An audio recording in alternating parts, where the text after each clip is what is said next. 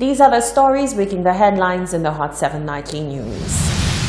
The Police Welfare Association assures that there will be no interference on its part in the investigation of the shooting death of a wife of a member. This amid calls for action by orange-clad members of the public.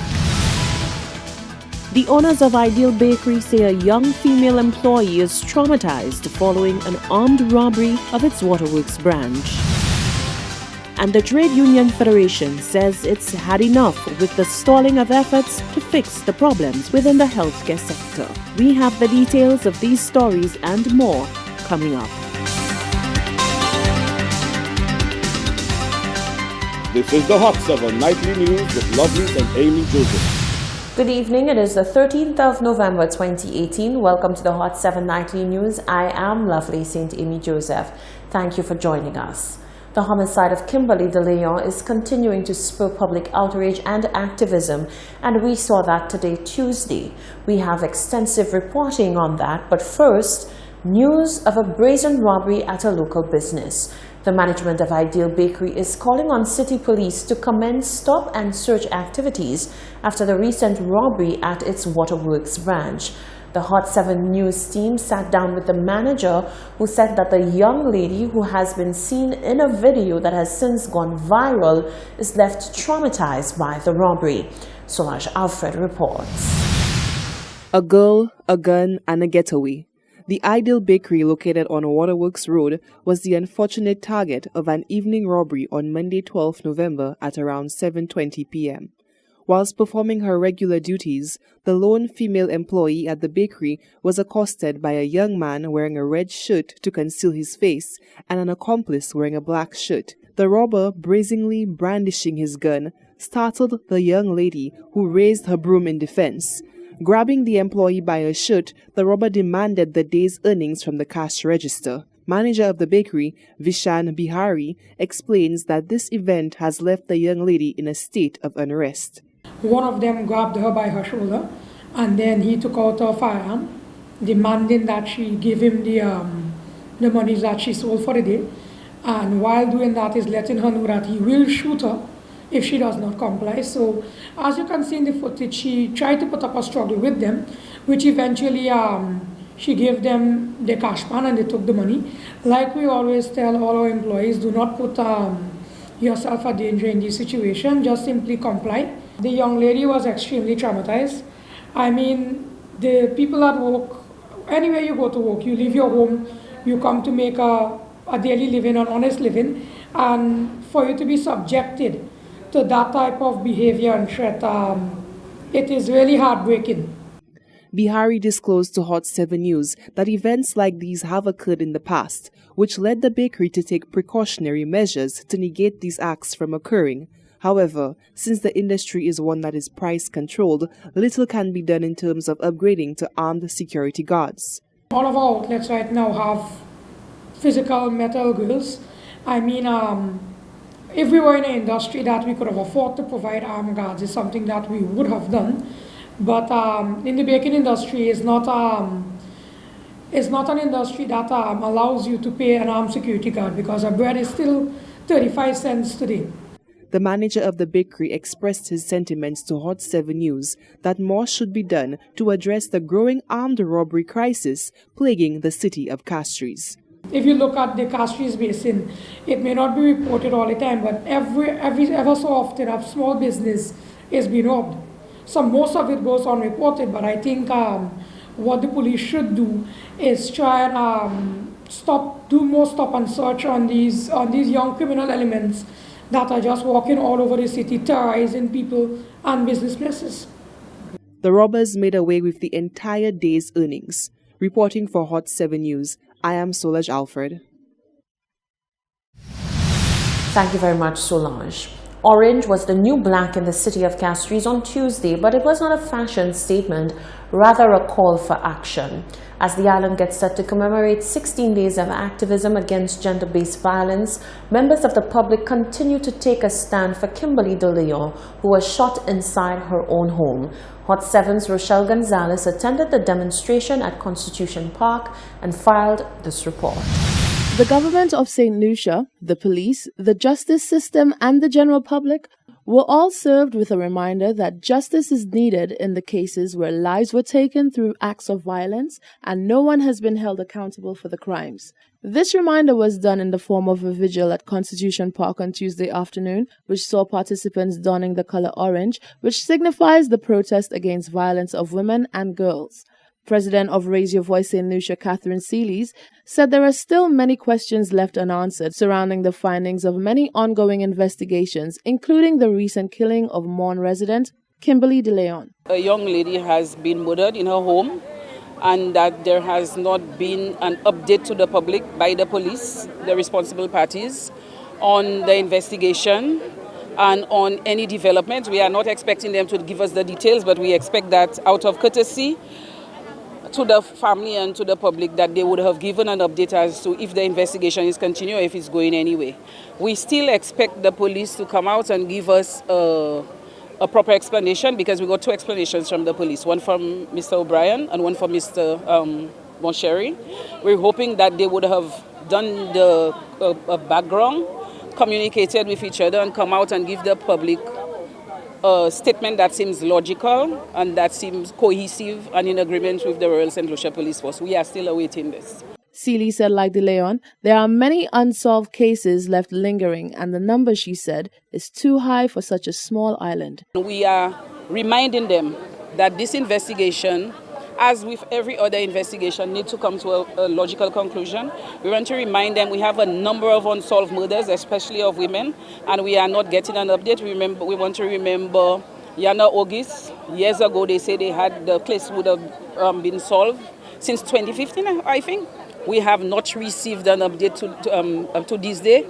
And we continue to say to the government of St. Lucia is responsible for our safety and for the justice system, that we cannot continue to have women killed and the murder remains unsolved. That means we are sitting, we are eating, we are walking, we are traveling among people who have killed people, and the system is not working.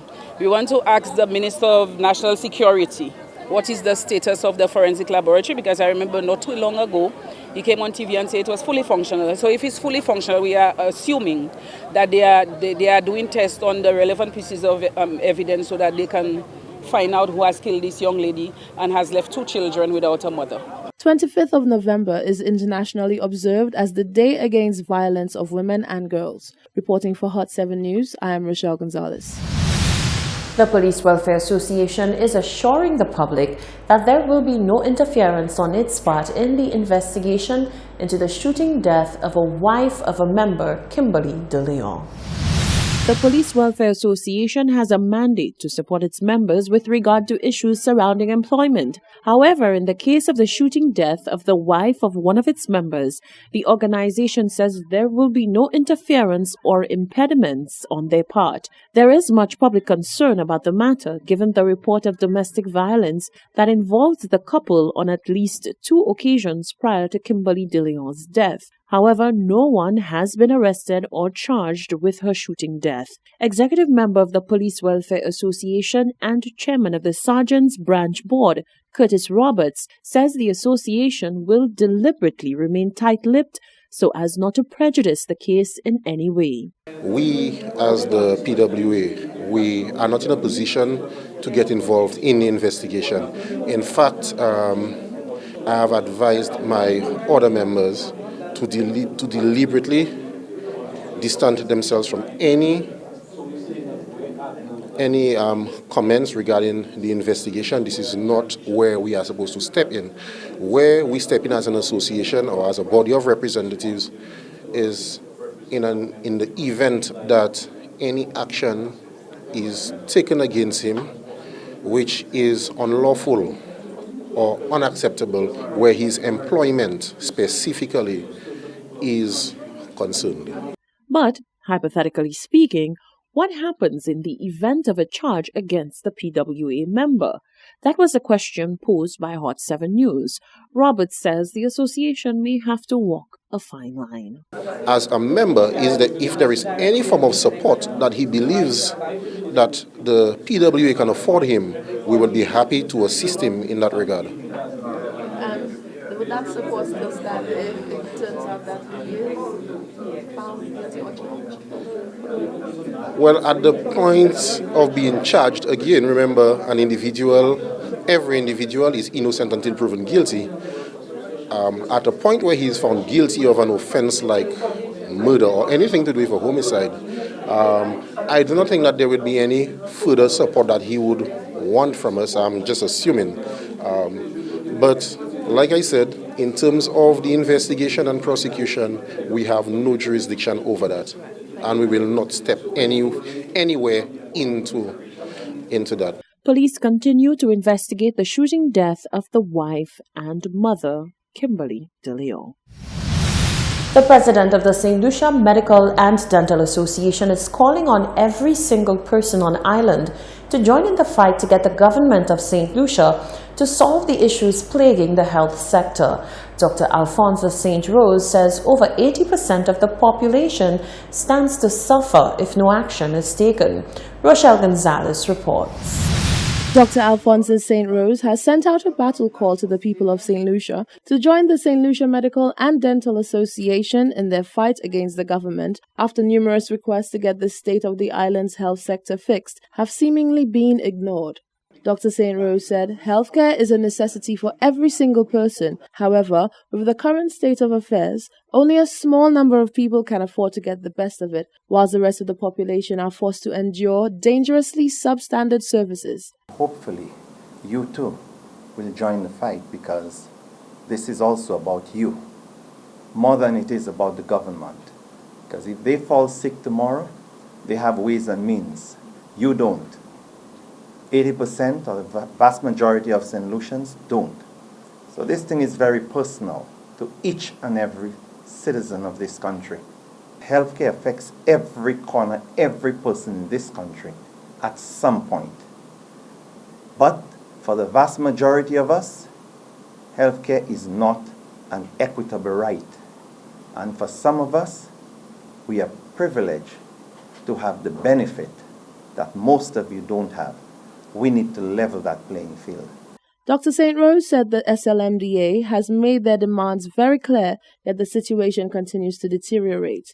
He said the ball is now in the people's court, as they are the ones who must now mobilize and make the government understand that what they are receiving for healthcare is grossly inadequate and unacceptable. There are consequences for what I do in medicine. There are some areas of society, politicians, for example, no consequences. You have to make that change, because what they are doing is affecting you.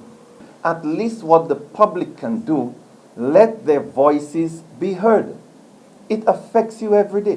What do you want? We can make decisions. I'll give you a classic example. Supposing doctors were to down their tools. I hope and pray to God, one of you or any one of us here isn't the first casualty. And how would you feel about that? That's not an acceptable construct. But guess what? Sometimes people die for a cause. But you wouldn't want to be that collateral damage.